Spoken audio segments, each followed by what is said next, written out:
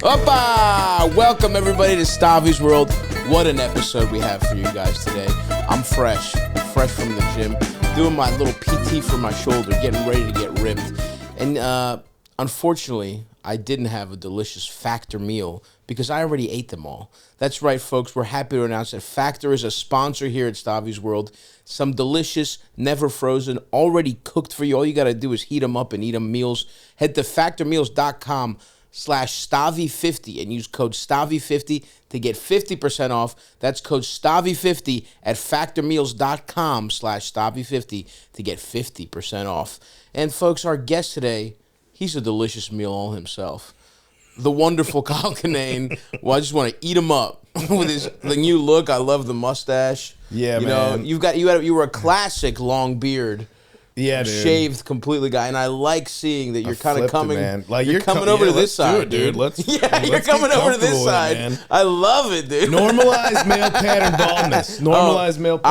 I think it's coming back. I think honestly, my goal for my life has always been to succeed despite every like obstacle God has thrown at me. And I like looking as dumb as possible. And so I feel like I'm on the forefront of just like letting it go out. Yeah. And I think the next move is going to be, I'm going to be bald until, I'm going to just get this going until like 60, 70. And that's when I get hair plugs.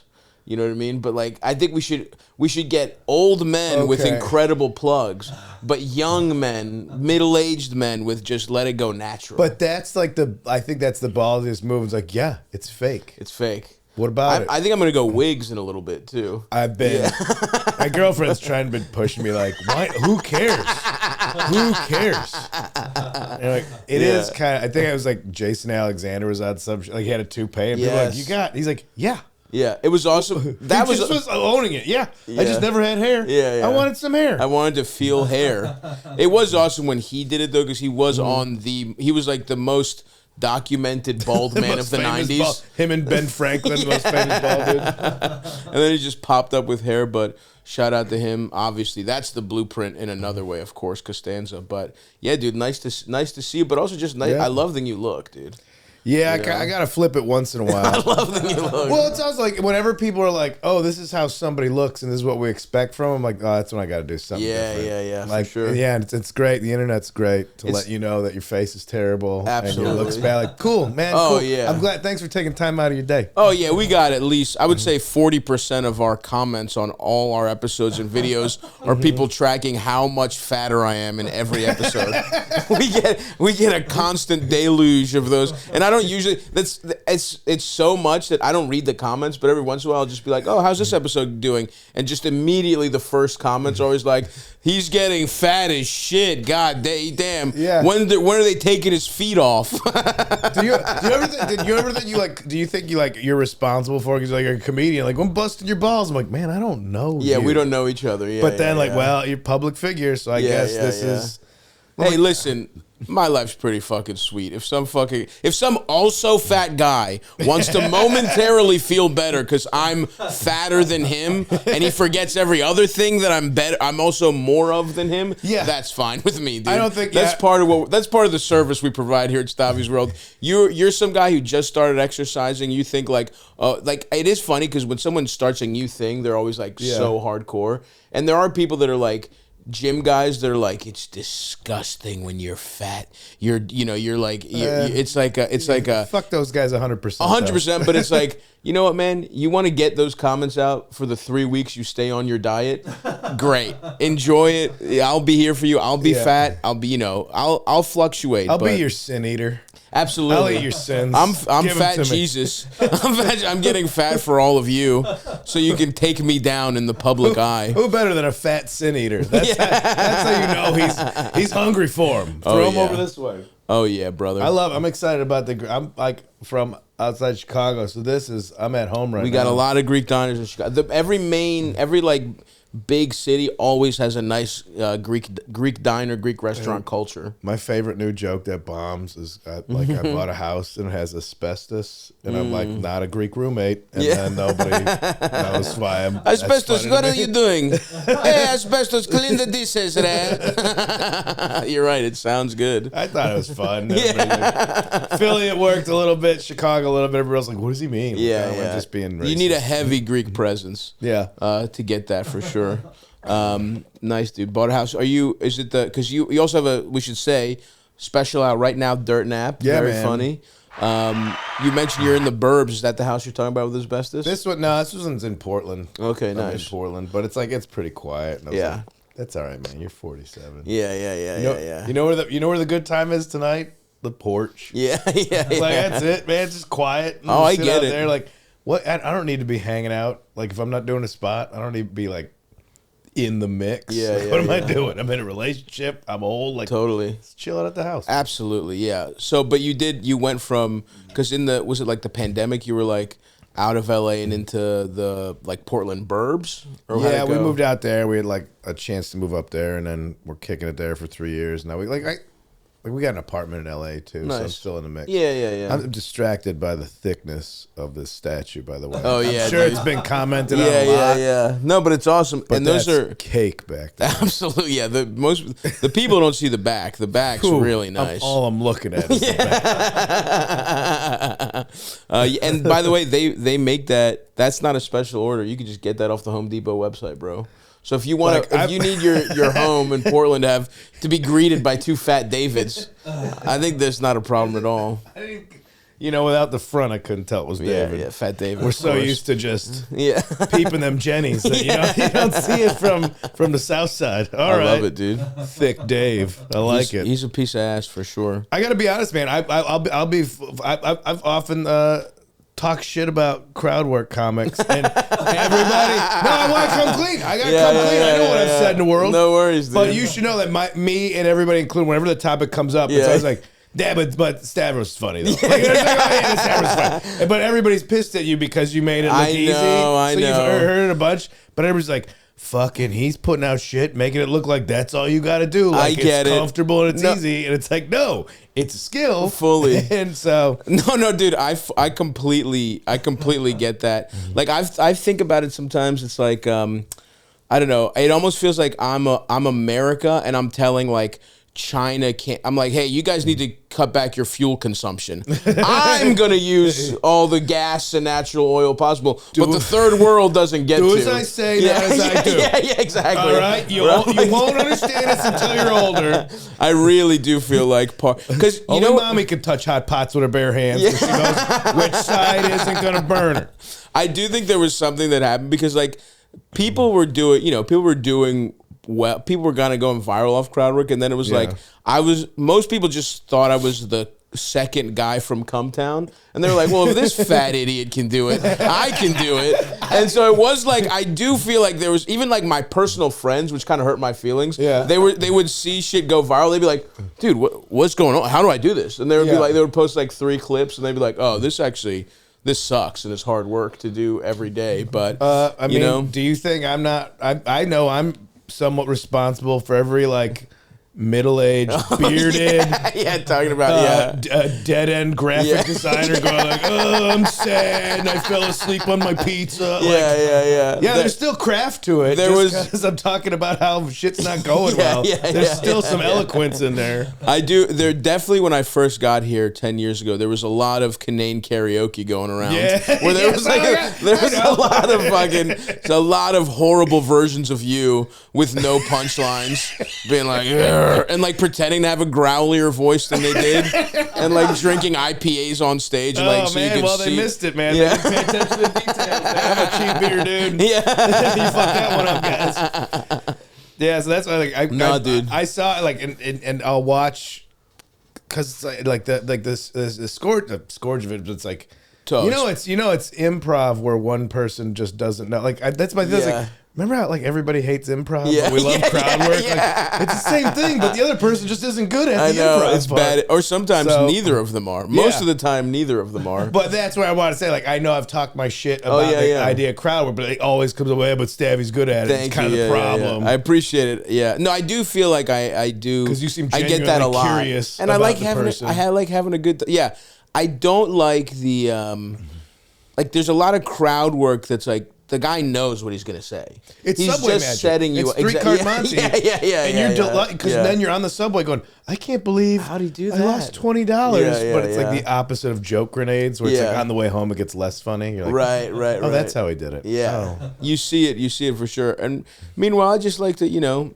I am genuinely curious about a lot of shit. And also, it was a mistake. Like I was also someone who talked shit about crowd work, and then I was like, I'm putting out a special. I have no YouTube presence. Maybe these bullshit crowd work clips will work, and then they did. And I was like, all right, I guess I'm posting material. I love this joke, but now it's an Instagram reel, and it can't live anywhere else ever again. That's exactly somebody what on happened. Reddit's going to call me a hack for repeating my own material 6 months later. It's great. Comedy's in a great place right now. It is. It's no way that it's bloated and going to implode on itself in a few years.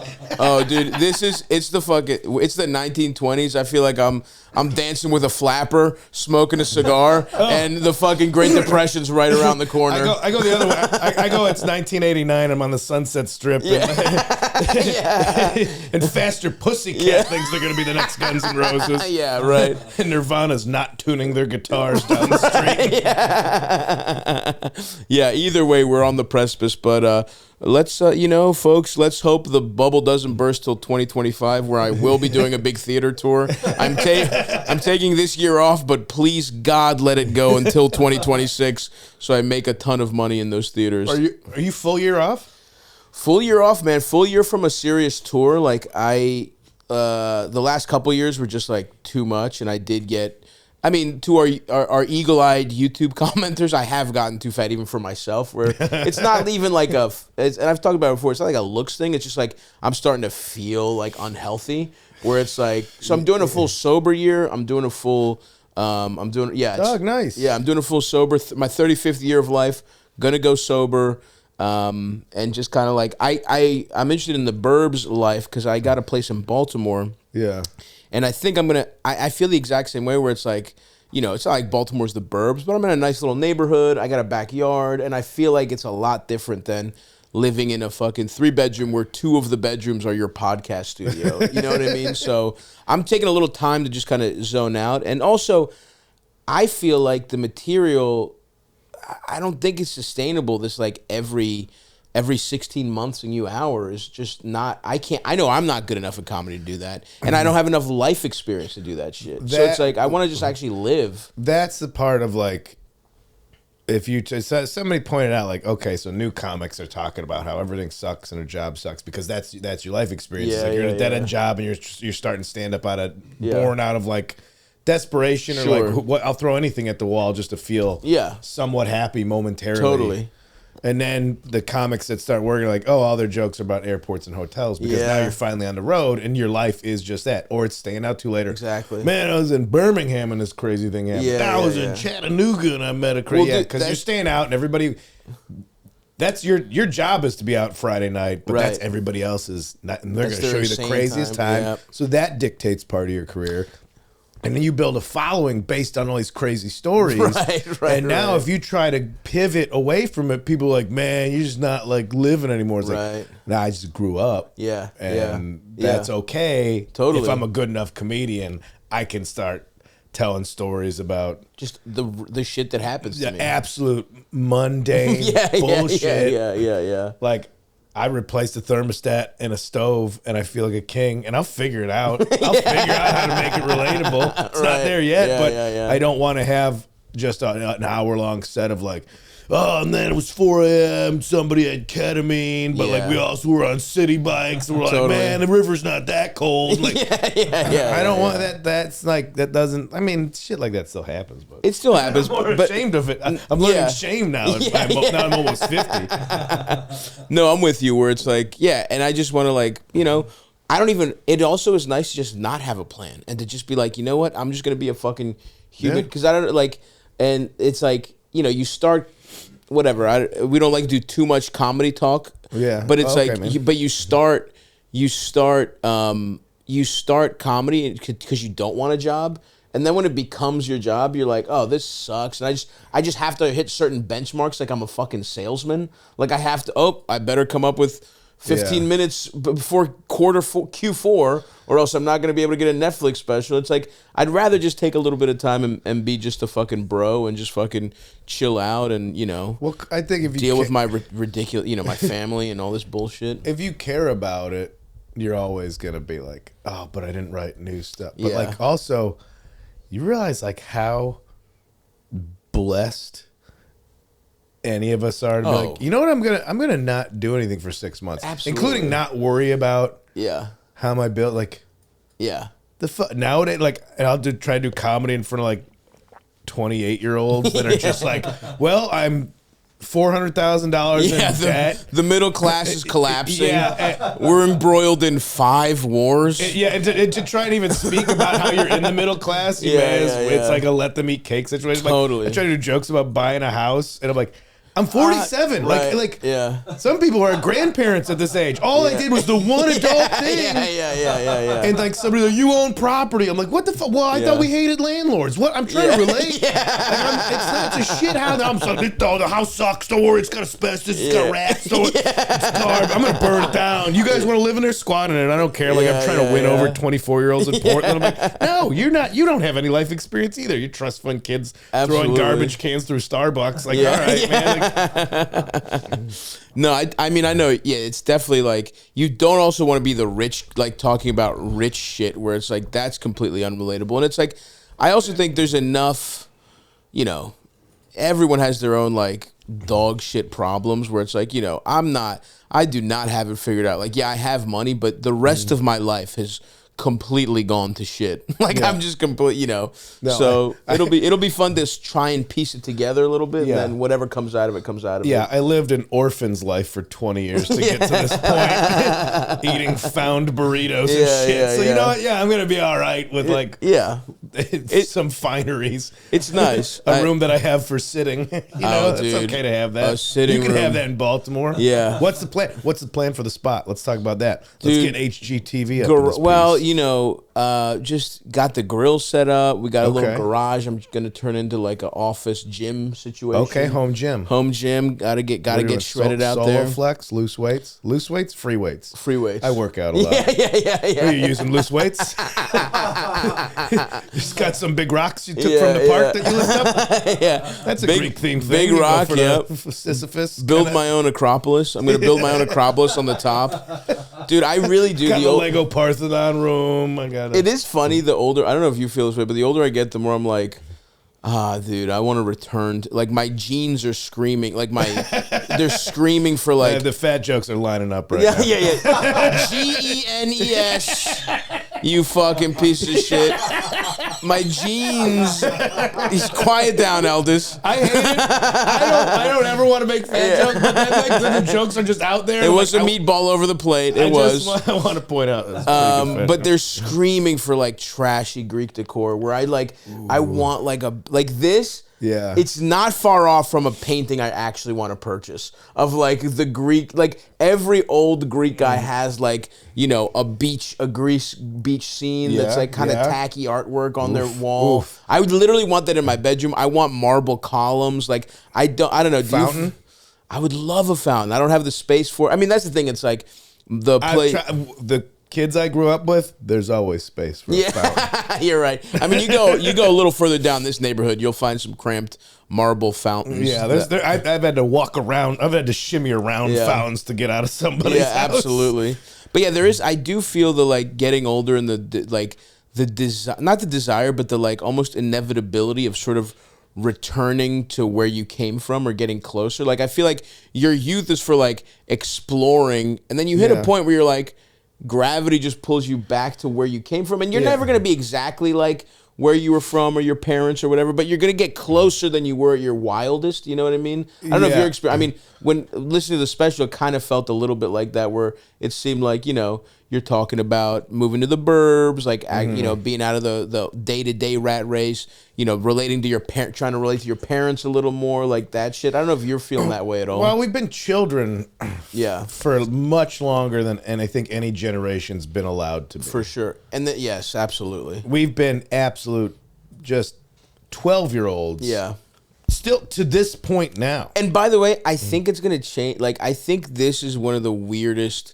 I think that's going to change. I think kids younger than us are more responsible than us. The fact that people like binge drinking isn't a thing. Like kids, like I know more people. Like you still do comedy. I'm still hanging out with people who are 23. They're like, nah, I'm sober. I'm like so you never partied? Like, no, I did it. Yeah, when they were like 16. Oh, is it because I'm 20 years old and like, who wants shots? Like, oh yeah, this is pathetic. Oh, really pathetic. Like I'm already in a bar instead of at home with a family. Hang out with people. So where are we going afterwards?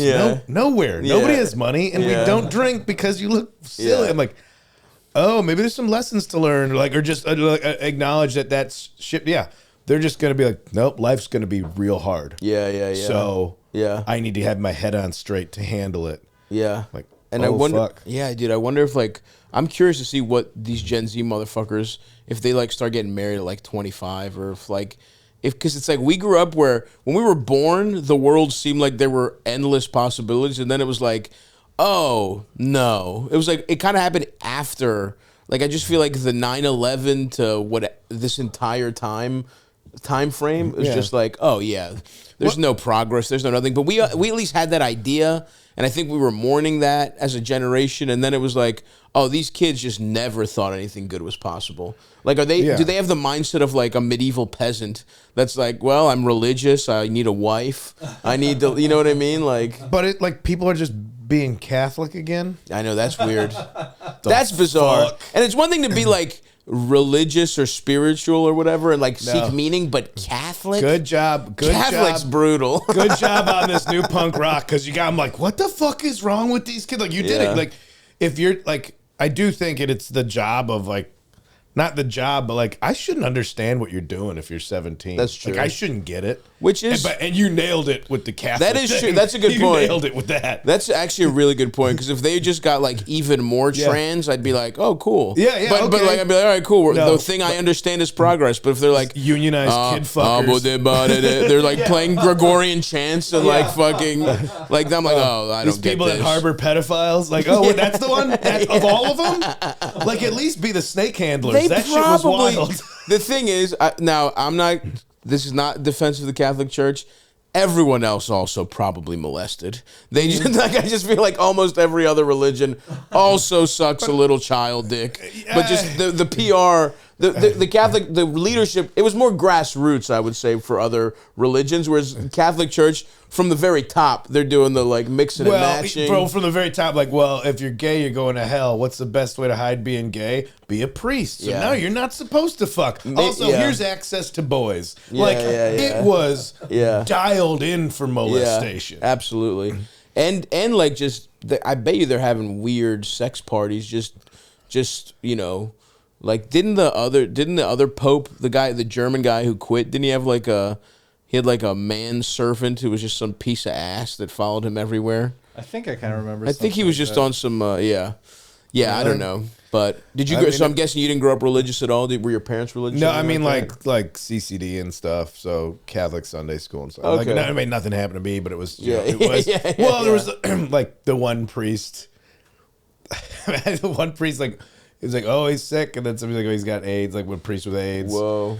But this is all the church is just a rumor mill. So who knows what's what? If everybody likes AIDS. A good piece of gossip, you're right. That's the fucking Bible is a book of just. And then we heard this went down. Let's retell it. Let's misinterpret it in a different language and keep this gossip going for thousands of years. It is a big game of telephone. And I do like how everybody's gospel. It's like in each one, the guy who wrote it is actually a little cooler than in all the other ones. And in the book of Matthew, his dick was he had a huge dick, and Mary Magdalene actually begged to suck him off, but he said, no, you're Jesus' slam piece, or something. I don't really remember.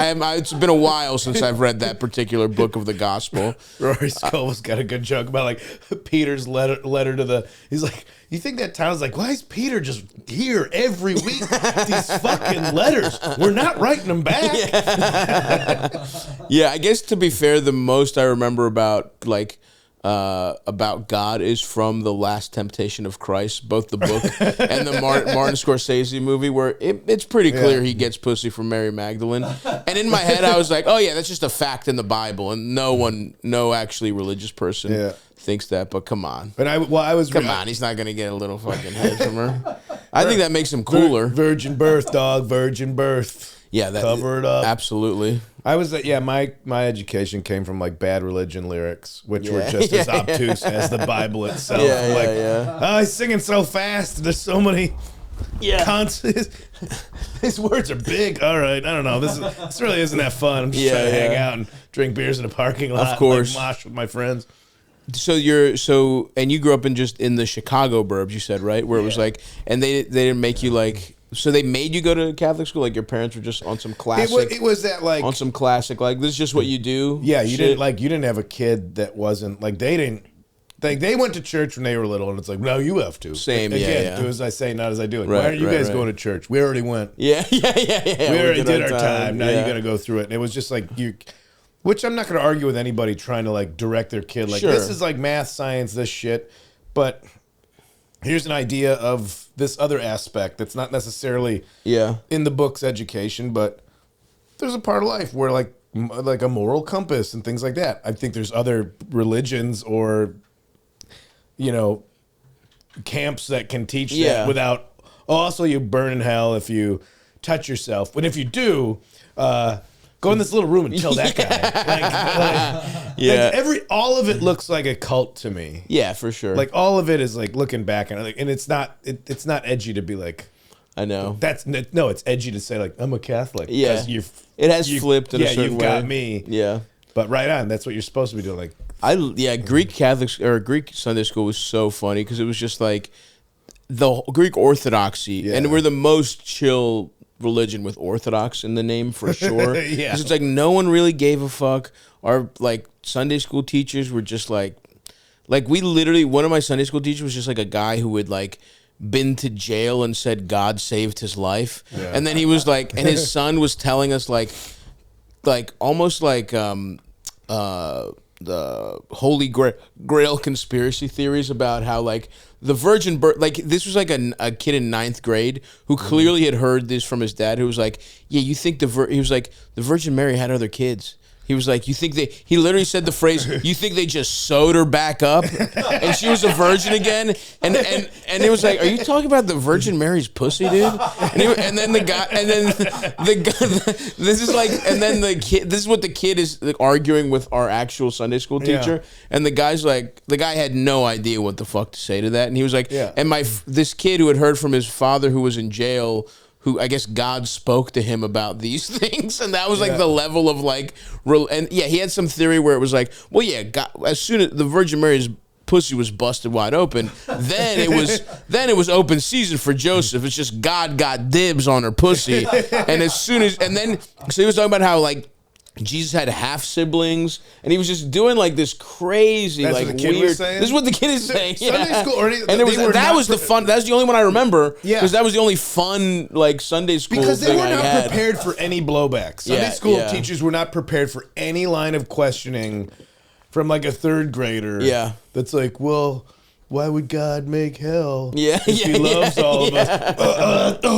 It's complicated. I know. They have no recourse of any kind of question that like actually like taps at the logic of any of it. Totally. And you're dealing with kids that are just curious and have like, well, you just said this. Yeah. So that would mean this, and like it crumbles early unless to me like it felt like this all crumbles unless you're fearful. Yeah, for sure. And that's where I'm like, fuck all that stuff. Your whole thing's based on fear. Yep. And like, why are you questioning? And authority and all that, the classic shit. Yeah, and so that's why I was like, I got to get away from this stuff. And then I didn't know, like, I didn't know any Jewish kids growing up. And the Jewish kids, like, or even just Lutheran friends. I went to like church with like Lutheran friend. Like, all right, we're gonna end it early because Bears game's on. Like, you didn't talk about hell or how we're all like one step away from being full-fledged demons unless we talk to the guy. Where's his robes? Yeah, that guy's in a sweater. What is this? People are smiling. Why do people look like they're happy to be here? Yeah, chill church. That's fun though. So then you went from Catholic school to, you said, drinking in parking lots and just hanging around. Yeah, man. It was. Like, were you city kid or suburban kid? City, in Baltimore, Baltimore City, in the city, yeah. So it was not, we didn't have the burbs, but we did a lot. Actually, the church was the like cultural center too, where it was like we would get fucked up. I mean, that's the first place I got drunk. First place I grabbed tits. No, the Greek. Well, Italians didn't have any Orthodox, but it was like the Italian, like they stuck together. And the Greek. Did you go to Greece every summer? Yeah, oh yeah. We had like well, not every summer, kids but would always come back with pictures of just paradise. It was incredible. We'd go for like 6 weeks. Yeah. Why did you leave? I know. It looks great over there. No, some people had to figure it out where they would work, and then every Greek restaurant in Baltimore would just have to put a sign that was like, "Gone for August." Yeah. And they were like, "Sorry, whatever you guys, you guys are fucked." Yeah, like a third of my friends group. I'm like, where? Oh, they all went to enjoy. Did you do any like Mediterranean paradise? Did you do any? For a few weeks? What was the summer vacation like for the Kinane family? Oh, the Kinanes? You guys hit the lake? We got my dad worked for the airlines, so we actually did get some pretty sweet vacations. We got Jamaica a few times. Very nice. Went to Europe when I was like 7. That's nice. So it's like you don't really know what you're doing. Were you an only child? No, like me and my sister. Okay, nice. That's a little bit. But yes, I mean we got along too. So vacations. That's nice. Where we're Germany? I don't know. Yeah. Oh, we can eat all the chocolate we want because it's vacation. All right, that's cool. I don't know why it took us 9 hours to get here, but I'll eat this chocolate. Hell yeah, dude. But yeah, it was good on that, and then just normal like. It was real like me and my dad would go to the Oshkosh Air Show. Hell yeah, dude. Go to the old Oshkosh fly. Go to the air show. Go see them planes fly around. Was it a car family? Was it airplane family? Love that. And then did you drunken like all the friends getting like a campsite at the Yogi Bear family campground and being absolutely shithoused and getting shut down by campground police every 10 minutes? Classic. Yeah, just the most suburban. Yeah. And like you resent it when you're like, right. Where's my experience? Yeah, this is bullshit. I'm watching the Basketball Diaries. Like, man, I'm like, I don't want to have to suck dick for heroin, but this guy's got. He's some really history. living. This guy's got a story to tell. What's my autobiography's gonna suck? I'm like, thank God it's gonna suck. Well, one time we threw like a full can of beer in the fire, and that's when the park police came by, and it didn't blow up yet. We're like, this thing's gonna blow up and like burn the park police, but then it didn't. So cool. Yeah, it was cool. We did it. Shit. Did you have any like shitty suburban jobs? Were you like a grocery bagger or some shit? Did you have any fun suburban jobs? I was a caddy. Caddy for 2 summers. When you were like young as fuck, or how old? I was like 7th grade. Oh, and, like, wow. I'm little as an adult. Yeah, I was small, and like it really was like everything in Caddyshack of like, oh, this is as big as me. My buddy, who I would go with, he would have to quit by the 9th hole because you get heat stroke. It was over just the worst caddy. Yeah, these guys. It's like. I mean, it's country clubs, so they're rich, and they're just these kids just don't have like World War II veterans. But it's like this kid's 11 years old, just sweating. Why? That's too young. It is funny because I was in Chicago. I spent some time in the burbs. I did like a indie movie that told us it was going to be in Chicago, and then it was in the fucking, it was Orland Park. I don't know. The Florida of Chicago. Really brutal stuff. Horrible, horrific. But I was shocked by how many golf courses suburban Chicago had. It was insane. It was like every fucking 10 minutes there was a golf course. It's. What are you gonna do out there? Yeah, I guess what are you gonna do as a middle class man who doesn't want to be around his family for one of the 2 days he has off from his sales job? Yeah. Make an 11-year-old carry your clubs. My own kids disappoint me. Let me be bummed out by somebody else's kids. Let me yell at some other slight child for not. Did you have any golf knowledge where you like you should use the 4? I just wanted money. I wanted to buy skateboards and shit. So you can like this place and of course like it's a country club that somehow has skirted the child labor laws to have the most child labor. Like this isn't like scooping ice cream. This is like oh, it's going to be 90 degrees out at 8 a.m. with, 70% humidity. Yeah. And you're going to go. And I sucked at it too. I hated golf. Yeah. And then I was so bad. Because then you're supposed to like help them out and like, oh, I think it went over there. Right. And so I was so bad You're just not paying attention. So then they made me a thing called a four caddy. Four caddy. Which is like they would be in the cart. They would already have a cart, and they would be old. It was just my job to stand at the end of the hole and watch where the balls went because they were old and couldn't see. They couldn't see. And I'm still like, you're putting me in a field. So like 7th grade, what are you like 12, 13? Yeah, maybe, right around that. Yeah, maybe 30. And I'm just like, it's 8 a.m. and I'm in a field. Like, I'm not watching these old fucks. Balls. Like, where'd it go? I'm like, you couldn't handle that, huh? And then I did that so bad, they started giving me like all these carts that had literal red flags on the back of them. And I'm finally like, what does that mean? Like, oh, somebody in the cart has a heart condition. Oh, wow. So it lets everybody else in the golf course know, like, if you see one of these, kind of just out of the corner of your eye, make sure they're not keeling over in the sand trap. And so I had to watch these guys were like, 50 yards. Maybe a little bit. Yeah. And after on a while, death's door. Yeah, and after a while, you were just, I don't know what I'm doing. It's the rejects. It's like the old guys that are going to die and the worst caddies we have. Yeah. It's like just we're the shittiest. We need new members. We need fresh blood here. So let's try and get these guys out. Yeah. As a real, I got nowhere else to go kind of officer and gentleman. Like, why are you even here? Yeah. But then. You were too young to have any other job, weren't you? Yeah, but like so the fact that they let you work, and then you had like kids that were like ball busting, like alpha caddies. Right. You're the best kiss ass. Yeah. And so I had that, and then I was like, I thought the bravest people ever were people that worked customer service in high school, or that worked at like McDonald's and had to see other people from high school. Brutal. Serve somebody. Purple heart. There was a kid. Oh yeah, that's so true. There's a kid who worked at the McDonald's. There's a McDonald's right across the street from our high school. There was a kid who did that. Was he a cool kid? Like, did people like him? Because I feel like those kids were already like no. The cool kids were wealthy and didn't have to have those jobs. Yeah. And like, Medal of Honor, Purple Heart for anybody that was like, oh, you're getting picked on in high school. Yeah, he was a dork. Now you're gonna get picked on for $4.25 an hour. And then there was also like a kind of hot, shy girl that worked there, and it was like everyone was just sad. It was like, oh, she's too. We didn't make fun of her. You could do better. We were like, oh, this sucks. Like, I want to beat off to her a little less now. Dave, you're in the first part of that '80s movie. You're not just take off your glasses. You're beautiful. Him, he sucks. No, he's fucked. He's not, he thinks he's in that part of the '80s movie where you guys get together. He's wrong. Oh, he's so wrong. He had some definitely undiagnosed stuff going on. Tism wise, if I had to guess, he really was like an old fashioned black nerd of like he had like the perfectly round fro. I just felt, I mean, it was like exactly who gets picked on at a fucking, and I'm from Baltimore, so it was like, it was a mostly black school. Everyone's just all the other kids were just terrorizing it. And that was the same McDonald's, like, around there was a CVS, which was behind that is the first place I smoked weed. Yeah. They were playing dice. They were really like shooting dice in the parking lot. It was like, you can't be a fucking dork that also works at the McDonald's where all the like drugs and crime is happening and like not get viciously torn to shreds. You were like didn't you work at a grocery store, Eldest? I was a cart boy for about 3 months.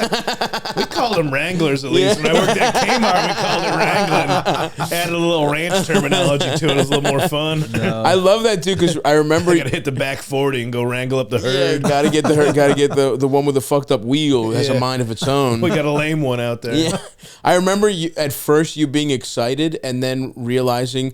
Because didn't they make you join the cart union? Yeah, and you barely the grocery union. The That's grocery a good union. one, man. Not when you're making $5 an hour and he's paying like $3 in union dues. Yeah, I was working like 12 hours a week, and they made me pay fucking union fees. I had a friend from high school who started working there, and he just looked so bummed one day outside, and he was like, "What the fuck, man? What the fuck?" I was like, "What's up?"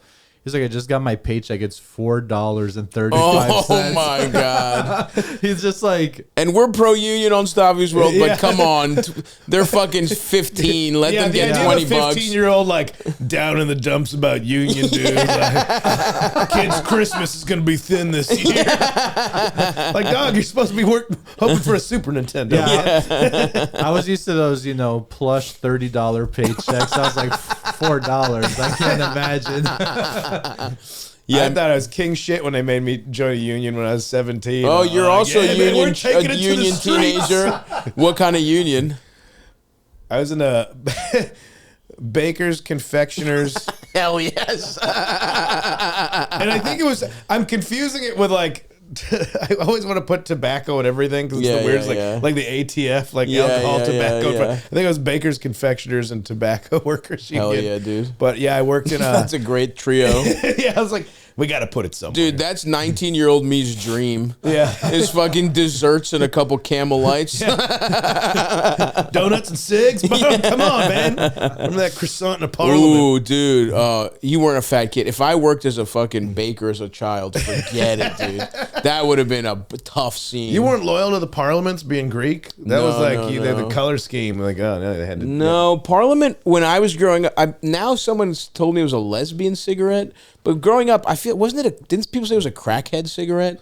Because you could you could like fit something. It was in the end. it was like the way the like filter was. You could hide I crack heard you could put it. like Coke in there. Yeah, but hide crack would make that sense. Is the too. most 15-year-old having a cigarette. Of course, of course. But we were Newports. All right, if you want your lungs to shatter. Yeah. All right. Yeah. Newports were always a little treat for us. We were always like we treated menthols like they were dessert. But we were our friend, our good buddy, Big P. We won't say his name. We'll protect his privacy. There was a while where he was because we also would. I think everyone would go and I don't know if this is the case for you, Eldest, but for me it was like when you're in Greece. Yeah. Cigarette, like children smoke cigarettes in Greece to this day. Like it's still crazy. It's like European. It's the way like vapes now have brought back nicotine for children. Like it just never ended in Europe. Like they just smoked. I was in cigarettes. like to be in like a neighborhood that's white, but like you're terrified. Yeah. I was in the Midlands. I was in like Leicester, England, and it was like middle of a day when like, oh, these kids should be in school. Yeah. But they're just smoking. They're like 10, smoking and kicking a half-inflated soccer ball. Sharpening. Back and forth across the square, but looking at you. Sharpening their knives. But yeah, I remember our friends would bring over these insanely heavy Prince. Remember Prince cigarettes? And then we became Camel Turkish Gold. We're on the Turkish Golds for a long time. Was it or Blues? Were they Blues? Blues were later. I think like late high school. And then the Marlboro 27. That with the bronze packaging. The bronze packaging. They were a little shorter. Those were brutal. Those were tough, but that's when we felt really cool. I used to work at a gas station and with like the pull down rack, and so I'm like, that's how I stared smoking. I'm like, well, everybody else is buying these. I'm gonna try all these. And I was I was a Cools guy for a minute. 100% from 100% from Eddie Murphy in Trading Places, going, who'd been putting their Cools out on the floor? I'm gonna smoke Cools. He made it sound cool. Yeah. I'm gonna smoke Cools, and I Great. thought, and also nobody would bum off of you. True. Yep. Oh, you want a cigarette? Here you go. Here's bootleg Newports. Yeah. Here's shittier Newports. Yeah. Or people get then I moved to generics, and I loved my Doral lights. Whatever. Man. Oh wow. I was big. I made jokes about them already, but you'd have to carry like a hair tie because the box would fall apart after you packed them. Like somebody just licked it closed, the box would. Love it. I gotta keep this wrapped up, man. Oh man, yeah, you felt like an adult doing this to cigarettes, and then I only smoked for like a year and a half. It was purely to seem cool, and then obviously, and then I would just obviously do the classic, just smoke when you're drunk kind of thing, which I still to this day enjoy. Yeah, one from time to time. Well, really quickly, before I want to ask you about the confectioners, but I also want to say for our listeners, great shot of Jamie Lee Curtis's tits in Trading Places. So anytime there's an opportunity to let people know when you can see great titties, she's really looking great in that, and they are fat. They are fat and they hang just right. I remember getting head while watching that. and it was one of the finest memories of my life. In the I had a shitty little room in Baltimore with a very tiny TV, and I just remember being like, I was like, when you're doing that like comedy nerd thing of like, oh, let me show you the classics. It's like trading places and like, Then I later showed a girl younger than me Caddyshack, and she was like, this sucks, you're old. And I was like, damn. Buddy. That was the first step. And now it's gotten progressively worse. When you talk about needing to grow up, like I was a girl that I went on a date with. We were back here, and I don't know. I just threw on Rush Hour. I just threw on some like fun, dumb movie, and she's like, "Who's that?" And I was like, "Chris." I was like, "Oh, Chris Tucker." She probably doesn't know Chris Tucker, whatever. That's kind of weird. Yeah, I threw on Rush Hour, took my shirt off. Yeah. Started doing karate. Early morning tomorrow. Let's go. But then she didn't know who Jackie Chan was, and I was like, "Oh man, this is fucked up." You know what? I'm gonna say, any woman under 30. Doesn't know who Jackie Chan is? Who Jackie Chan is. Isn't he like so famous? Maybe, man, who knows? Who? That's a good point, I guess.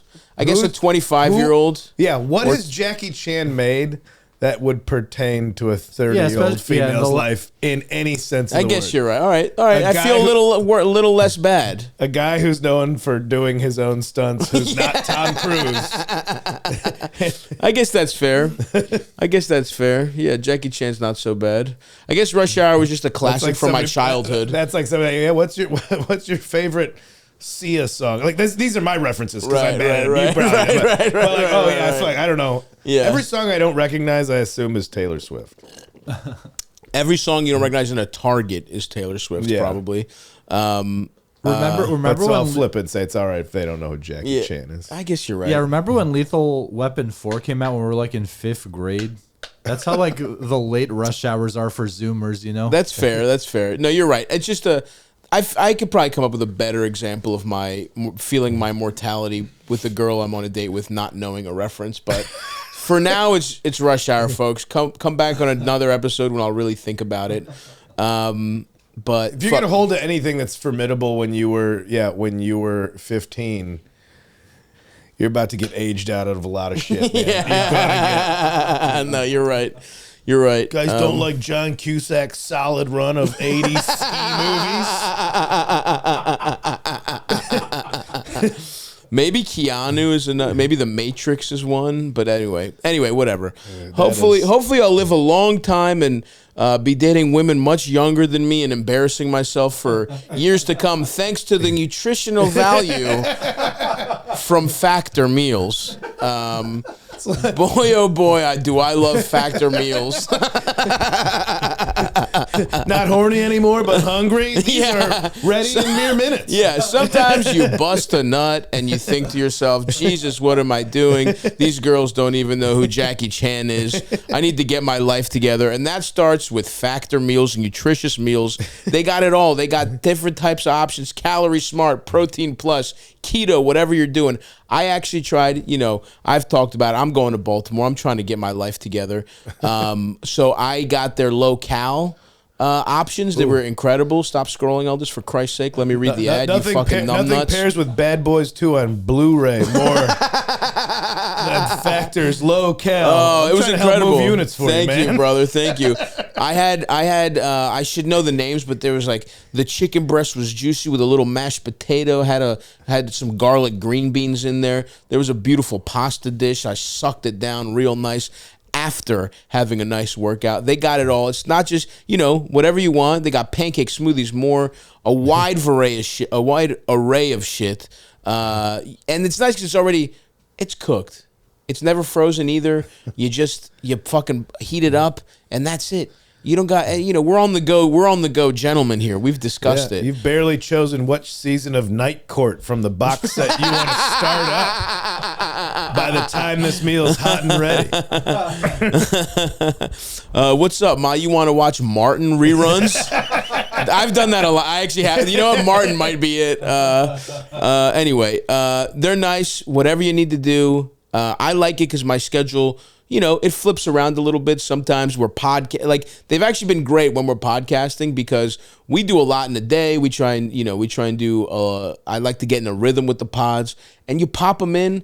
You pop them in, you heat them up, you eat them, and then bam, you go from talking to Kyle, you talk to Ian Finance afterwards, and Mike Racine right afterwards with the nutrition you need. I truly do love Factor. I'm excited to try a bigger variety of the low cal. They just sent me a box, and there's a random box. I'm a picky eater. I'm a bit of an asshole when it comes to what I eat, and I like them all. I like the pasta dishes. I like the chicken. I like the veggies are nice. Sometimes when you get these pre-made meals, it's like, shit's mushy. It doesn't add up. This shit was nice, bro. Crisp. I loved it. So if you want to try some Factor meals, do we have the deal of a lifetime for you, folks. Throw on now. That's what I call music 7.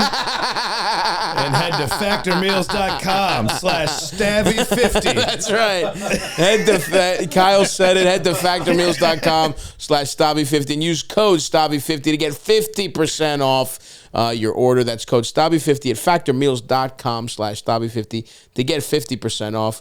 Go try a delicious Factor meal right now, folks. All right. Well, I'm hungry just talking about it. I really am. I'm fucking starving. Kyle walked in and I was making a really fucked up leftover shrimp and yogurt wrap. I don't know what I was thinking. It tasted like shit. I wish I had Factor meals. Enough, but I was like, whoa. No, it was like our first interaction was you watching me eat one of the most fucked up meals I've ever had. I thought it was I thought it was ambrosia salad. Yeah. And then you pulled out a tortilla and some hot sauce.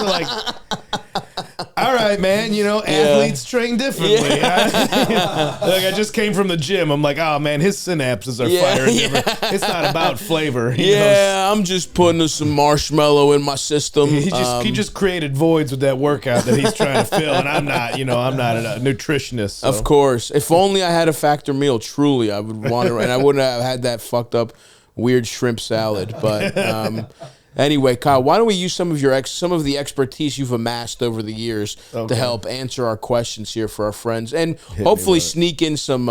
I do want to hear more about your confectioner's background. Maybe, Eldest, maybe we can find something dessert related. I don't want to.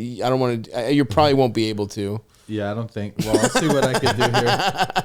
I used to work in a donut factory. Oh, that's the most Willy Wonka thing I could say about my life, dude. Again, if I was there, I'm fucked. 17 years old at the donut factory is tough. They all thought I was, because I was just I didn't want to work customer service, so I just went to all the warehouses. And I'm 17. Yeah, fucking break me. Yeah. I want real money. Yeah, and so. It was the deep freeze, mass produced donuts, but I would just eat them because I'm 17. Lunch break, donuts. Of course. So because it was all primarily Latino workers. And so they first thought I was the boss's kid because I was the only white guy working there. This weird move around shift. Yeah. And so they hated me. And then once they found out I wasn't, Nepo, a donut factory Nepo baby. Yeah. I was about to cash in on the Clyde's Delicious Donuts fortune. I just learned a few real world skills before I go to boarding school. But then they found out that I wasn't the boss's kid, so they thought I must have been the most worse off white kid ever. Yeah. And so I would, because then they just saw me eating the fucked up donuts that got cut in half by the machine or something. Oh, he's the poorest white boy we've ever seen. So then they would feed me stuff from all their homemade lunches. Ooh. So all I was donuts and homemade Mexican food. That's a nice combo right there. And then I just ran around a donut factory for and I was making $14 an hour. Oh. And this was that's a 95 wage, brother. or something. Yeah. Ooh, goddamn. So I was like, oh, this is the best. That's awesome. So that's my confectioner background. That's beautiful. That's a beautiful story right there. Yeah. And you got it in your pockets nice. Yeah, you lined your pockets deep. Bread. All right, Eldest, let's answer some questions here, buddy. Hey, Stavvy. Elvis, you beautiful twink. Yeah, right. Hey, so in his heart he is my a twink. ex and I broke up probably about 2-3 years ago. But we still train jiu-jitsu at the same academy. There's no animosity between the two of us. We maintain a professional friendship. But recently, she started dating one of the other guys at my academy. Oh, who fuck. happens to be a friend of mine that I've been training with for probably 6 years at this point. Tough. And I don't know why, but I'm feeling some kind of way about it. I'm feeling like a little disrespected. I don't know. Maybe it's my own principles. I don't date anyone I train with. I don't really believe in dating people you train with unless you bring them from outside. And since we've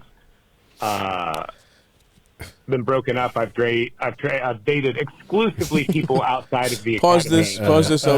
He's like, I don't believe in doing anything that wasn't exactly what I did. Only the situation I did was okay. If you bring if the pussy is grandfathered in, then they can train jujitsu, but you are not allowed to fuck someone that would hurt my feelings.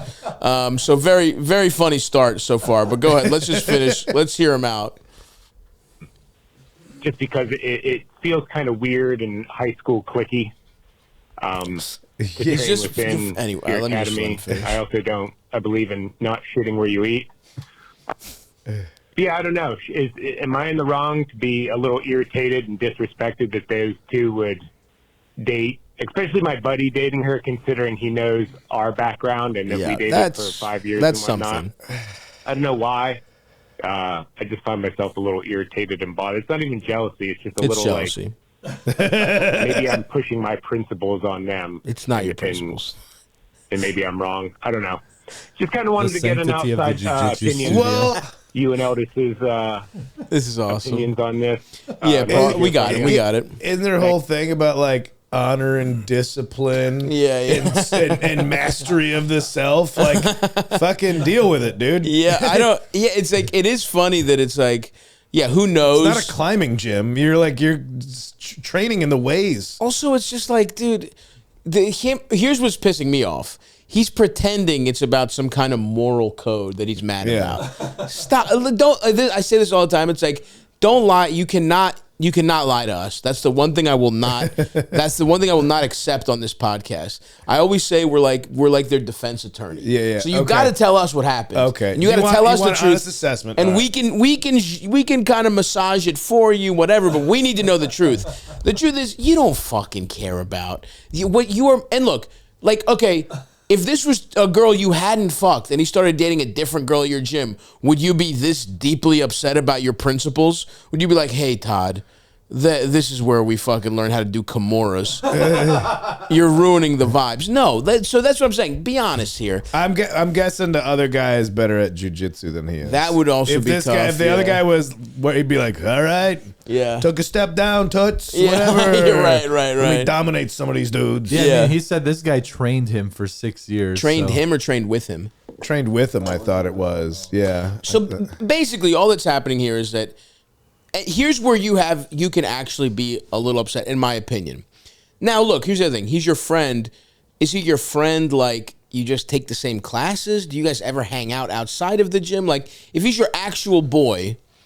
Because if he's your actual boy, you can be annoyed that he at least didn't have a conversation with you, that it wasn't like, hey, man, just so you know, this is going on. Like, we're friends. I just wanted to let you know. But the reality is he's not, like, you're saying don't shit where you eat, but it's also like, well, these are the people you see. If you're like a fucking jujitsu freak. It's like comedians dating comedians. Like, yeah, this is just all what we're doing. Like, totally. Yeah, in my free time, I'm like, hey, let's go get lunch. Let's go do this thing. No, we see each other at this mutual interest. But if we didn't have this shared interest, would we be friends outside of it? Right. And so it's like, you know, you want to, if you were, like, that's a great example of like a comedian that I was friends with, like, fucked some, you know, whatever, my ex, it was like, it's not about us being comedians together. It's about him being my friend. But if some other guy who just happens to fucking do comedy that I don't really know that well, but I see him at shows, did something that would be annoying of a friend did, that's different, right? But also, like, with them, it's like, you're around people you see. And the comedian example is good, too, where it's like, yes, sometimes it's a bad idea to don't shit where you eat, but that basically means don't be a dickhead to these people. Like, if you feel a connection with somebody that you have a strong, you guys are both into the same things, you both train at the same places, yeah, it's going to happen where sometimes you date people within your gym, or it's going to happen sometimes. Like, yeah, some of the most disastrous relationships are comedians dating each other, but some of the best ones are too, right? Where it's like, you know, Joe List and Sarah, Like, it just happened. Like, I have friends who it's worked out for them, and sometimes it works, sometimes it doesn't. This isn't about your principles, though. Well, I'll also say, like, and I'm not saying, like, emotional maturity lightly, like, grow up, dude. It's a tough place to be in, to go like, oh, here's somebody I've been with for a while. It didn't work out with us, but I still care about them enough to see them be happy. And if it happens to be with that person over there, they've gotten to know that person. Like, you gotta let it happen, man. Yeah, and that's a beautiful perspective. I'm not even that mature. I'm just I'm not saying I am. I'm telling somebody else to. Yeah. Do as I say. Not as I do. Yeah. But I do think. I guess what it really comes down to is you can be honest with your feelings here. And your feelings are not about what's right in the jiu-jitsu gym. Your feelings are your ex, a serious ex of, what do you say, 5 years, is dating a friend that, like, we don't know how close a friend is, but let's say he is a good friend and somebody you've known for 6 years. That, and he didn't even kind of, the violation here is more on the friend, right? Yeah. But also, you guys broke up, what, he said 2 to 3 years ago? Like, I think it's been enough time. And they don't really owe you much. They could have given you a heads up. 2 to 3 years is like, you're out. For sure. She didn't just, like, turn and burn. For sure. Also, if you're that bothered by it, go 3 blocks down the street to the next jiu-jitsu gym. Find the next abandoned TCBY that is now a dojo and start there. It's not like these things are scarce. Yeah. So that absolutely, you could, ultimately, and this is, again, a classic thing where we say, no one's in the wrong here, but ultimately, if this fucks up how you feel about that gym, go to a different gym. But be honest about what you're feeling irritated about. And I think all you're feeling irritated about is, like, if this guy's truly your friend, he does, in my opinion, even though 2 to 3 years you're out, he owes you, like, a little, hey, man, just so you know, me and whatever are, like, you know, I know you guys were together. I don't want you to find out in some weird way. Like, I figure it's been long enough. That's what you're upset about. And by the way, even if he had that conversation with you, it's not like you would be like, oh, cool. You're still probably you still have some residual feelings. Anyone who's like, we maintain a professional friendship, I don't know that it's healthy necessarily to, like, have seen your ex, like, twice a week for 3 years. Like, that probably doesn't help your closure, you getting over it. And so you have some lingering shit that you're recognizing, oh, maybe I didn't fully get over this, and you just feel a little wronged by somebody that you feel is your friend. That's what's going on here. It's not don't shit where you eat out of the sanctity of the fucking jiu-jitsu gym. I think there's, like, this honor and everything. Like, you're calling it the academy. So, like, maybe the sanctity that you're holding this in can be a little bit more pliable. For sure. I mean, look, unless you're in a social circle. exactly, unless you're training to be in the UFC. But that's not the vibe. Which they're all, right? Aren't they all? Isn't that dude, everybody going to an open mic. They're gonna get a special. Yeah. Man. So good luck, buddy. And here's the other thing. I guarantee you, if you're getting sucked off by someone else, you don't care at all. That's another thing. If by some situation you're in a relationship and you give this much of a fuck about it, there's a lot more going on. Throw yourself into a trivia night or two. Get away from the academy for a minute and go see what the other half who's just trying to, like, with their greasy chicken wing hands, are trying to scribble answers down. Absolutely. Find out how they're living, you know? Open your horizons. Give me another one, Eldis. What's up, Stavvy baby? What's up, Guess? What's up, that Albanian machine? Yeah, so I've been having problems lately with my mother-in-law, and my wife has, but my wife is the reserved, quiet, keep it all in type. She doesn't like to let it out. She doesn't like to have conversations about things. She hates confrontation, so whenever she tries to have confrontation with her mom, it always gets flipped onto her, even if her mom is doing a thing that's wrong, which most of the time it is. But the biggest thing, we've been together like 7 years. And since she got a divorce with her ex-husband, my wife, basically my mother-in-law has been spending a lot of time with him. She claims crazy. So she can get time with the kids more, all this crazy stuff. But we ended up, through roundabout ways, finding out that they kind of had a thing. They were going hikes together. What? She confessed to that because she felt bad. What kind of thing? They're always texting and talking and hanging out. They get each other gifts for random stuff. He had braces. He got his braces off. She gave him a gift basket. A gift An basket? adult? Obviously, like, yeah, I'm a little bitter, but I go through surgeries and stuff. Nothing ever happens. Like, she doesn't give me anything. She doesn't say anything. But clearly there's something going on. We read some text messages, too, while our daughter was on her phone. We saw messages coming in from him. Well, my wife did, and she looked at it, and they're telling her they love each other and all this stuff. Oh, no. Anyways, as messed up as that is, my wife tries to call her out, and then my wife gets in trouble because she was looking at the phone or whatever, and it's always flipped on her. And it's like, well, it's not weird that we hang out because it could be the same as your dad and your grandpa hanging out, but clearly it's not the same thing. Oh, yeah, is he trying to suck your grandpa's dick? At this point, I just don't know what to do because there's so many times where I want to say something to both of them, but my wife doesn't want me to, and so I'm respecting that. And every time my wife tries to talk to them about stuff and saying she's uncomfortable, she either flips it on her or, turns it around and she says, "Oh, okay," and then nothing ever happens. So yeah, thanks. Brutal stuff. This is fucking that one crazy. was thick. Yeah. That was thick with drama. That's tough stuff. When did he send this? I just want to know. Thank God this is a free episode. All right, it's coming. It's coming out soon, brother. Yeah, man, we got to get to this stat. I mean, So it's coming into the ER. Insane. Your mother-in-law is a fucking insane person.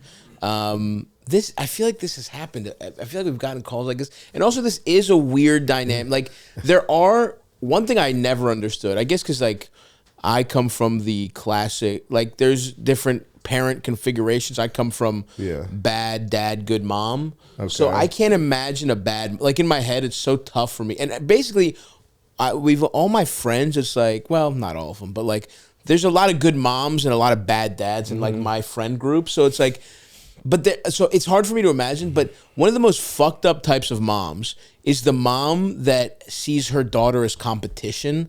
That's one of the craziest types of fucking old whores out there. And this woman feels a little like that. I think there's like some of that going on here. She's clearly a fucking dumb bitch. I mean, there's no way around that. All the lying and you don't say. She's manipulative and flips it on. Yeah, I got a little confused about the reading the text messages and what was going on. So basically what was going on is their little kid. They got a relationship. The mother-in-law has a relationship with the ex-husband. Because the kids are there. Now, theoretically. This is where I got to step back. Like, okay, yeah, we don't know the context of everything. Yeah.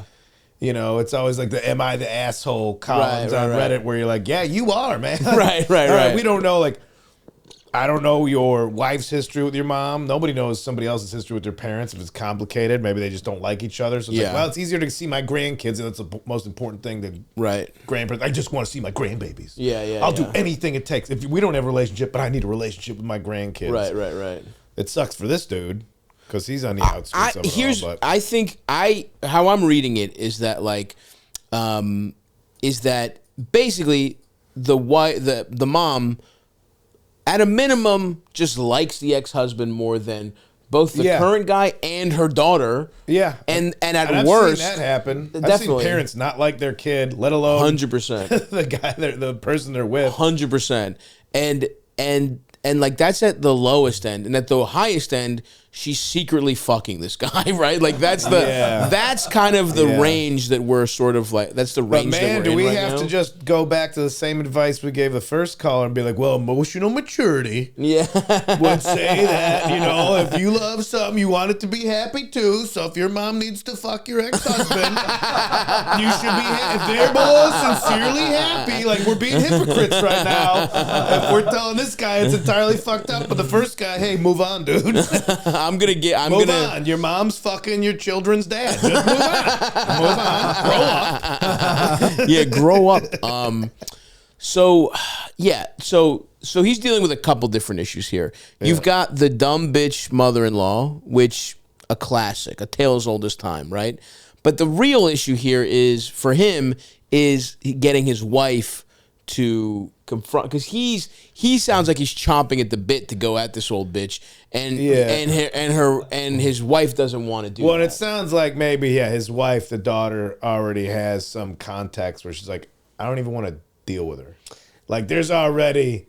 I wonder if that's the case, or I wonder if, because this is also another classic situation of like her mom just sounds like one of those parents that's like selfish, does whatever the fuck they want, is kind of manipulative, gets out. And look, again, you're right. We only have one side of the story here. Yeah. But I do think the first step in this is like your wife has to start really thinking about her relationship to her mother. I mean, this does suck because this really isn't. You do kind of have to take your cues from your wife here, but I would personally try and attack it at the base of shit where it's like, this feels like some classic therapy shit. This feels like some shit your wife needs to go to therapy. Oh, yeah. And with the specific intent of discussing her relationship with her mother. Because this is insane. And you're also like, it's okay for you to have your feelings hurt. As just like a son-in-law of like, what the fuck, bitch? Like that is weird. Like if I'm in his situation, and like this woman loves the guy before me, it's like, all right, well your fucking daughter picked me. She doesn't want him in her life. You're being other than like the co-parent.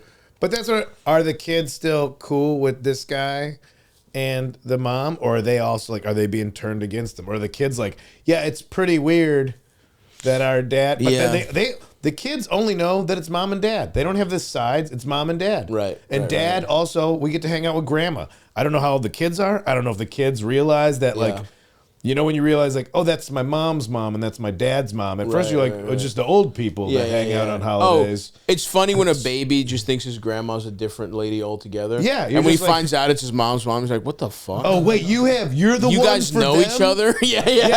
Oh, you're the one for that? That's for me? Oh, yeah. That is always such a funny moment when a baby puts it together and he's like 3 and you're like, what? You guys have known him?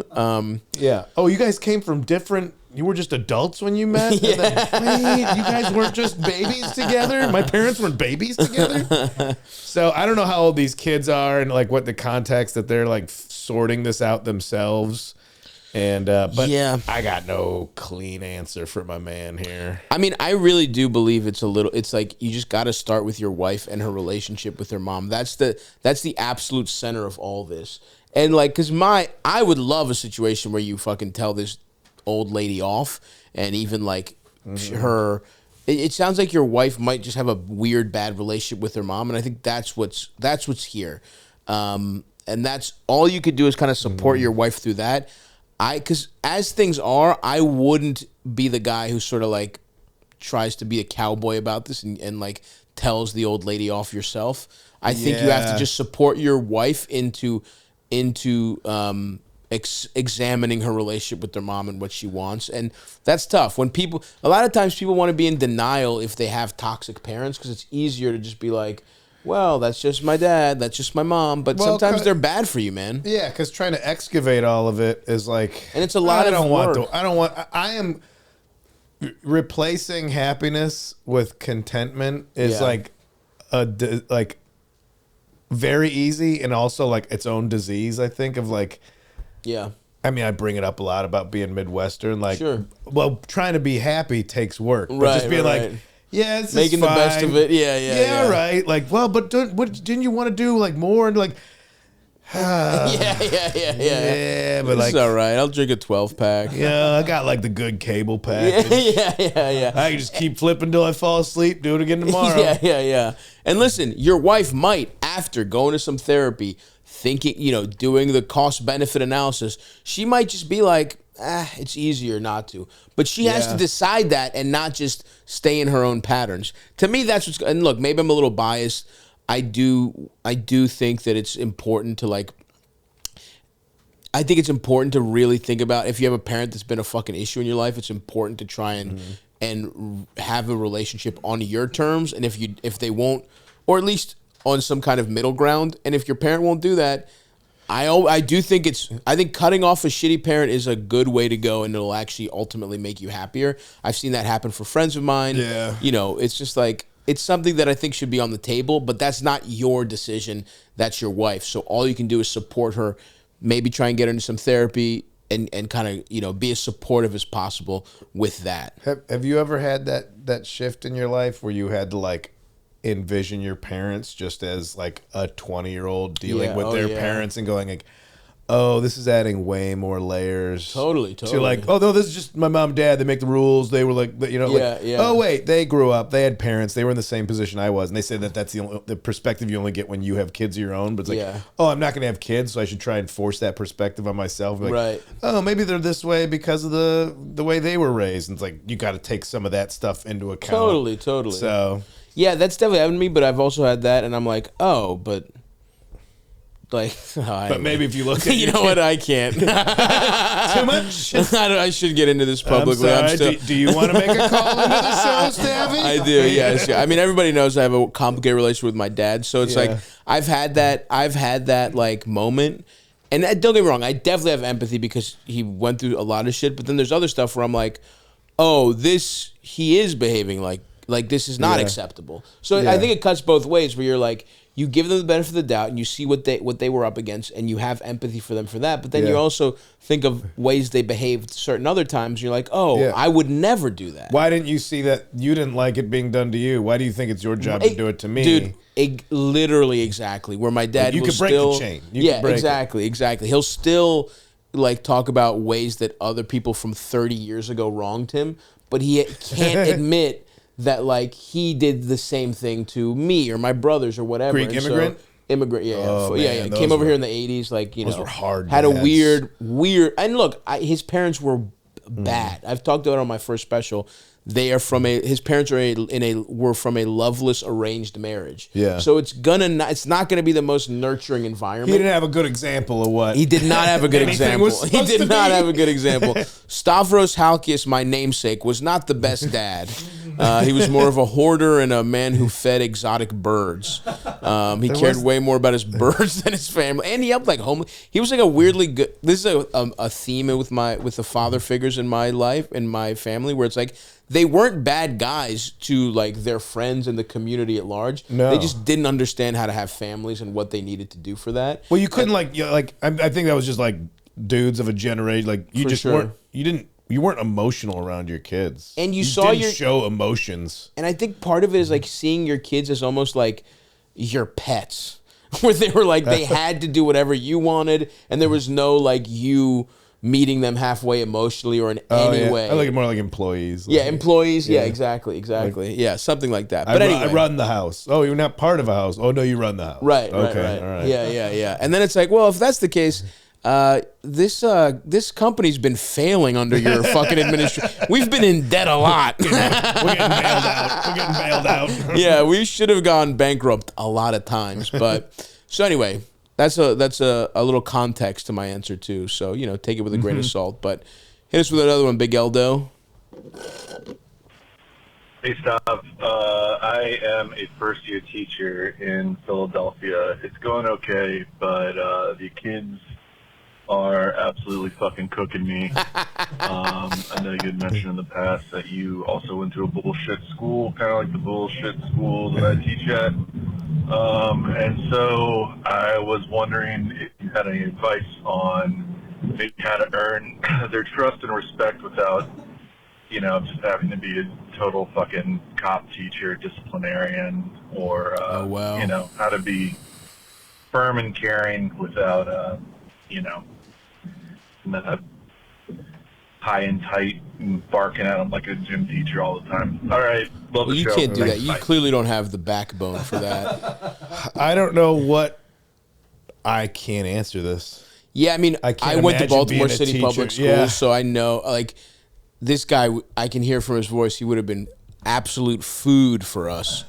He's like, and there was a lot of like well-meaning like white teachers that would like think they were making a big difference. And by the way, there were two incredible schools in Baltimore where you had to test in. The system's kind of fucked up in my opinion as an adult looking at it, where it's like most schools in Baltimore the Baltimore City public school system are horrible, but if you test in, like you can get into. There's 2 magnet schools that Here's have the kids really that want to high, be in school. Exactly. It's Yeah. like, and so there is something weird about that, I think, because, you know, if you don't get on a certain track by the time you're in literally 4th grade and start testing well, because you have to get into those schools, you have to get into those middle schools when they start testing in 3rd grade for that. And so it's like, if just a lot of kids get lost through the cracks, in my opinion. Yeah. And if you didn't do well, they would literally flunk you out. Like you could get into that school, and if your grades were bad, they would just send you back to your zone school. So it's like, it is a little fucked up. But I went to like the best schools where the kids were the most well behaved. And we still ate alive a lot of these fucking schools. Like, I can't imagine being a fucking, like I have people in my family and friends of mine who are actually teaching in Baltimore City right now. And there is no, as a young, like soft white teacher, all I can say is, like, you're just going to get cooked. You just have to sort of, like, develop scar tissue over those burns that you're gonna get. And I think all you can do legitimately is like be who you are. Like kids sniff out like people who are inauthentic so fast. All you can do is just be who you are. You know, if you're a fucking, you know, I know somebody who's like an art teacher, and she's an incredibly talented artist, and she was like, I just want to give back. I want to work in public schools. And her first 6 months, she thought about leaving every day. These kids were like brutal. They were saying like her kids were like, you know, literally the little kids were like, you're not tough enough to be a teacher here. And then they would like punch each other. And they're like, there's like race wars between the Hispanic and black kids. And it's like, she doesn't know. She's a nice girl who's a really good artist. She didn't know, but she's like, I would talk to her and it would be like, it was brutal, and then she just kind of got used to it. She finds her like the kids that she can relate to and that do listen to her, and it's like you just kind of have to build from there. Here's bro. My prospects. I'm gonna focus on these. Yeah. Hey, you know why these 3 are my favorite? Because the rest of you suck. She was literally talking about this has a future. You can yeah. And I have friends who are like, oh yeah, the developmentally disabled kids are the best kids in my class because they just sit down and like doodle and do especially their work. Art too. Yeah. Like, there's no parameters. They're just like, drawing Goku. Yeah, there's like a kid in her class who draws Goku every day and gets bet and like shows progress and doesn't bother anyone. And so like, yeah, dude, I really just think, and thinking back to who I respected and who my friends didn't, like there were dork teachers that were just like, you know, they were like, if you asked them questions, they were there for you. It's like, honestly, if you're just fair to these kids and you offer them like, you know, if you're not the kind of guy who is a hard ass, just be fair, you know, and just, they will respect you over time and you will get more used to it over time.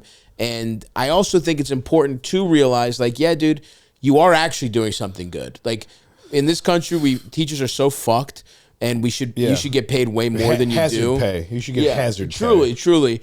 And like there is some value to that. And I think look at these as your like years of just understanding. Teachers are the first responders to the humanity of the world. Here's a new human being that I have to somehow shape into being a functioning member of society, and they want no part of it. None of it. Yeah. So hats off, man. I think like make yourself available to like form relationships with some of these kids. Like a lot of like even the like, you know, like have after school hours or coach class or just like find little ways to really bond personally with these kids and understand that you're still going to get cooked. They're still going to call you a bitch. And just like, you know, also start out. rumors about yourself. Like, you know, he killed a guy. Yeah. Oh, that's good. Like, oh, he was a sniper. Yeah. Like, just start like all the rumors about like Mr. Rogers or something. He was like, start rumors about yourself. Oh yeah. We had a teacher. You were a full assassin in a different life. And you're like, in like his tell is when his like, you know, his eyes start his left eye like, twitches. Michael Craig. Go that way. Just fictionalize your backstory entirely and see, like, pepper that in and or see if fuck that one of their moms and then bring that up. if they ever roast you. Kind of the power move from the last call. We really are. We really are daisy chaining back to these other calls. Maybe that ex-husband was just pulling a power move. Yep. And moving in. So I like that. Yeah, I mean, we had a teacher that his first name was Mac. And he was just like the coolest old black guy of all time. And there was just a rumor that he was a pimp.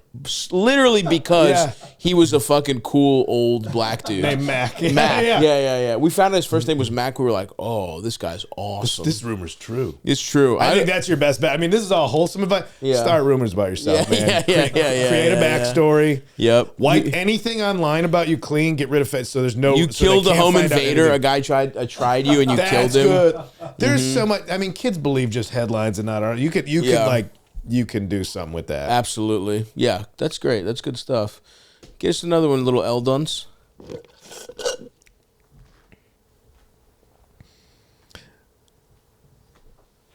Hi, Stav, eldest, and guests. So here's my problem. I've been hooking up very casually with this guy since November. And at first, I was down for it to be a totally casual thing because that's where my head was at. And honestly, I found him kind of annoying. But pretty quickly, unfortunately, something switched for me. And now I'm totally down bad. If he texts me, I feel amazing, and if not, I feel terrible. Honestly, the biggest factor is the dick is so good, and I like having sex with him so much. So the problem is he's been very clear he's not looking for a relationship and will likely be out of my city and the country by the summer. I'm torn because I really don't want to deprive myself of top-tier dick because of my feelings. Right. But I'm just starting to feel really bad about this because I want more, and it's so fleeting. I'm not interested in asking for something that I've already been told is off the table. That's good. So I guess my question is there a way I can compartmentalize my feelings so I can keep hooking up with this guy, or do I need to cut this off for my own sanity? I'm also wondering if there's a way I can express these feelings while continuing to keep things casual. I'm not meet my parents, be my boyfriend, but I am I feel crazy and I want to express how attracted to him I am without making it weird. Thanks. Love y'all. Tough. Blaze of glory. Lay it out on the table knowing that that's worst true. Case scenario, that's a good point. The first part is you're going to be out without good dick. Yeah, I mean, that's actually a good point. You don't have anything to lose, right? Either way, this guy is probably out of the picture. This is where John Cusack 80s movie would come in. This is the plot of it, pretty much. Yeah, I mean, this is go stand outside his window with a fucking boombox. Yeah, just blow it up. But this is I mean, good for you for trying to rationalize it, but it's even within how deliberate you're being, we can feel how horny you are. See, it's foaming under the base of this question, under the surface of this question. And it's so funny how if you're just good at fucking this guy who's annoying, she's oh, he's actually, I love him. Human beings are so easy. Well, this is biology at its essence. Is the dick was so good, I want to be with him for life. This is. To this day, is the birth of this is creation. Yeah, I mean, to this day, a girl I can't stop thinking about. It's the first girl who swallowed my nut. I was the first time that happened to me, I was this woman is in my heart forever. We'll go. The first good pussy you get, you're married. We will get married now. Yeah. Now. And it is so pathetic, but it's the people you can't get over are the people that fuck the best.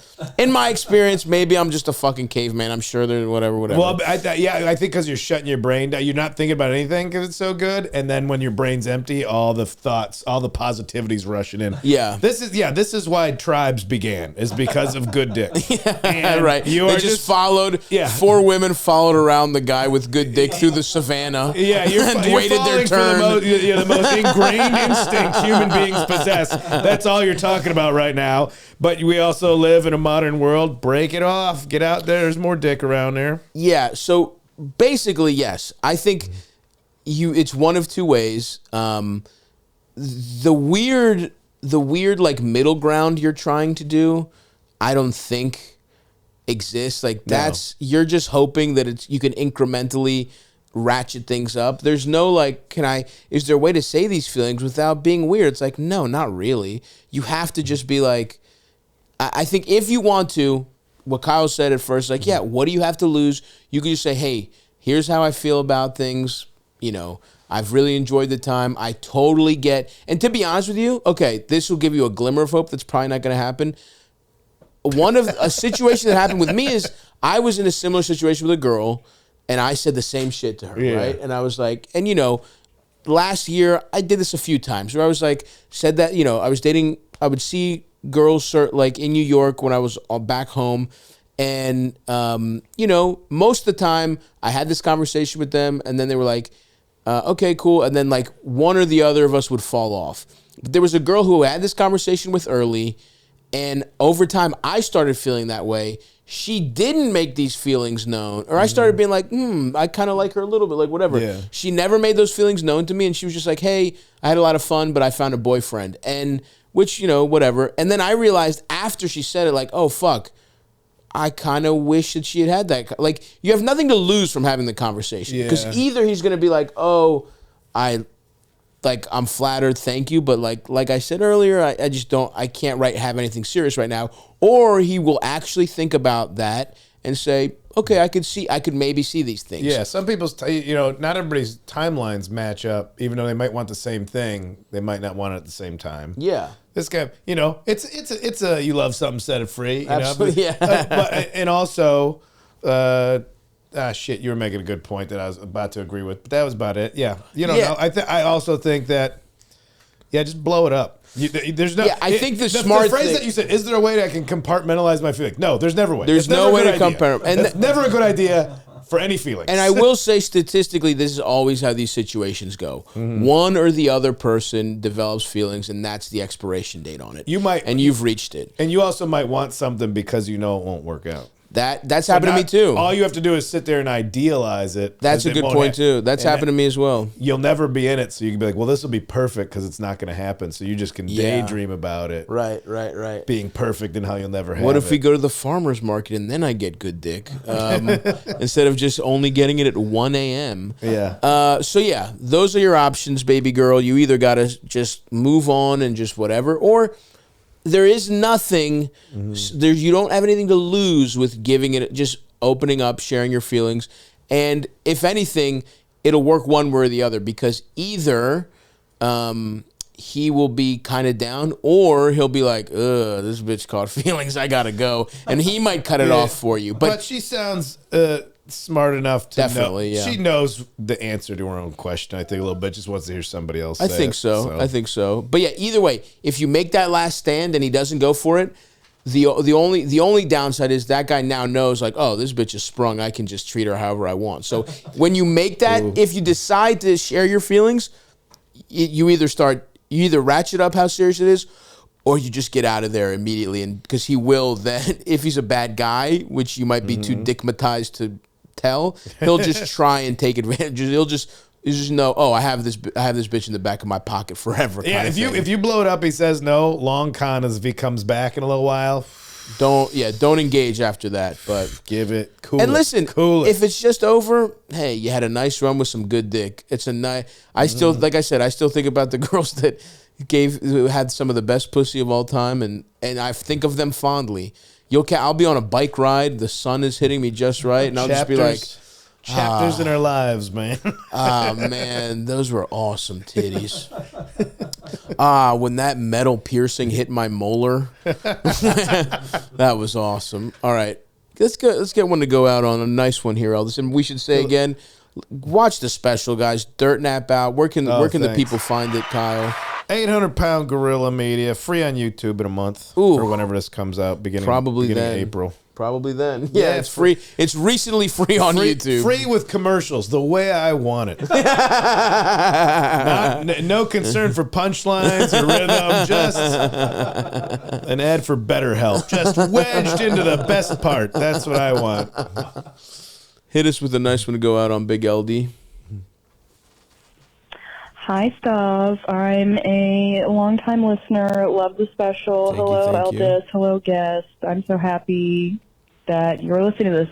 So anyway, to get right to it, I have lost about 70 pounds in the last, Nice. 2 years. Like, we're talking, 220 down to, 150. And that takes a toll on the womanly figure, you could say, in that I have saggy boobs at 29, and I am sucking and fucking my way through St. Louis, and every time I'm just like, is this man judging me for my saggy titties, or do men truly not care? Like, should I be confident in myself despite, my boobs hanging low? This is, I'm dead serious. This really fucks up my sex life, honestly. So, just any reassurance or anything you can offer to help me feel better. Thanks. Love you guys. Bye. Okay, so you're basically like, well, first of all, you should be proud of, you worked hard for something and you're sucking and fucking and it's helped it's even if it hasn't been, I bet you could have been sucking and fucking through St. Louis even at 220, but now you might believe in yourself a little more. Like so you should be proud of that. And if your titties are hanging low, I just think if you haven't, sounds like you're doing good with your sex life, right? Do men truly care? Do they not care? I mean, it's a case-by-case basis, right? Like some people, I'll take titties in all shapes and sizes for sure. You could also, I don't know, fucking wear a bra or something. I don't know. I don't know what it ultimately comes down to what makes you feel better. Well, do some men care? Sure, some might. Do others not care? They won't care either, So it's just it is a case-by-case thing. I would say you did that work on yourself to lose that weight. Then don't negate that by now feeling bad about these other things. You put a lot of work in. If there's somebody that's going to be ungrateful for the fact that any type of consensual intimacy is happening, fucking see ya. Boot them. Boot them instantly and let them know they can get bent. And also, St. Louis. I'm not trying to generalize. It's a place to have some saggers. But I think you're crushing it. And these slobs in St. Louis should be appreciative. And also, you might be overdoing. Here's the thing. Send us a picture of your tits. There's no way we can really give you. But because that's. I mean, I'm joking, obviously. But you also, this also might be in your head. They might be a little saggy or whatever, but it's also that's also natural, right? Some people have saggy titties, some people have dense titties. They hang tight, they hang low, whatever. They come in all shapes and sizes. 1,000%. I can't emphasize enough. A confident person is sexier than a hot person with no confidence. That's true. Every single time. Most of the time. Let's not get crazy. So most of the time. There is a certain point where you hit that nexus. And, but I want to paint with a wide brush for the sake of I'm with you. Here. Listen, that's my whole thing is confident guy that looks like shit. But even I have to say this lifestyle has some limitations. But still, it's some part of me does wonder: are you being too harsh on yourself about your titties? And either way, it sounds like you said it's fucking up your sex life, but I don't see how. But also, if you're just, are you trying to get something else from all this sucking and fucking? Right. If you're being unfulfilled and you're just sucking and fucking, maybe we got to look at why all the S and F is happening. Yeah, and then there's also what are you trying to get done? Are you looking to be in a relationship? Because I can tell you'll find someone who that's not an issue there. What are you trying to get done? Is it just your personal body image stuff? Did you lose the weight and you're like, oh, this didn't help, but still inside, now there's something else? Because I'll tell you this much: if it ain't your, if it ain't your titties, it's gonna be something else. It's gonna be constantly there will be new insecurities to find. And then the flip side is also hey, look, if there is something that physically you want to do to make yourself feel better, you did it with the weight loss, right? Yeah. You worked hard, you lost 70 pounds. If you want to get a nice piece of lingerie that keeps your titties lifted up for a special occasion, treat yourself to some of that. If you want to, sometime in the future, get your titties done. I think there's know what I mean? Far less judgment on any kind of cosmetic surgery. For sure. We're not saying life is so short to not get the stuff you want within means. 100%. And look, if you want to do that, great. But I think, but don't feel the need. You don't need. Yeah, we aren't saying like, get them fucking tuned up. You won't have no problems whatsoever. Get them bigger even while you're at it. While we're the doctor's slicing you open, you might as well get huge tits.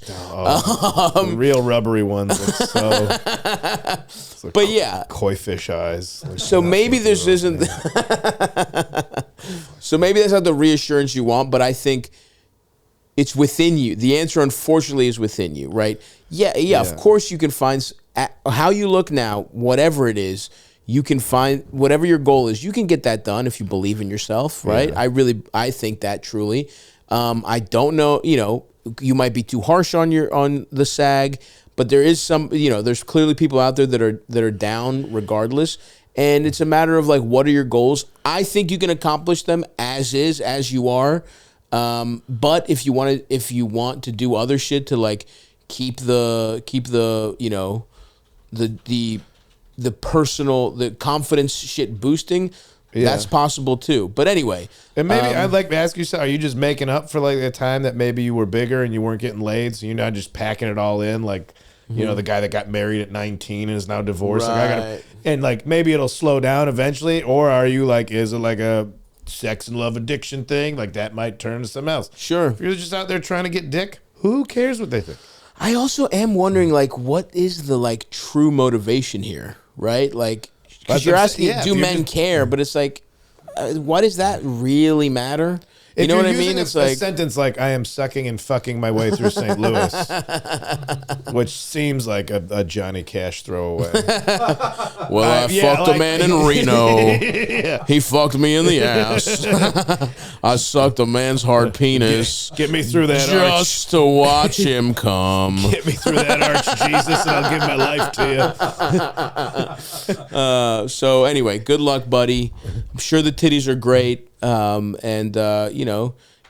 Keep at whatever, if you want to keep losing weight, you want to keep doing self-improvement, you're fine as is, but if you want to tune some shit up, you're fine to do that too. Hopefully we answered your question and we didn't making you insecurity for you. No. I think you should be proud of what you got done and then work in progress. Yeah. All right. Well, look, thank you for calling in. Good luck out there in St. Louis. Thanks to everybody for calling in. Kyle, thanks for being a guest, man. Super fun. Thank you, brother. Watch the special, folks. Thanks. Subscribe to our YouTube if you're not on the YouTube. Subscribe to, audio if you're not subscribed to audio. Give us a 5-star review, and we will be back next time, folks. Bye-bye.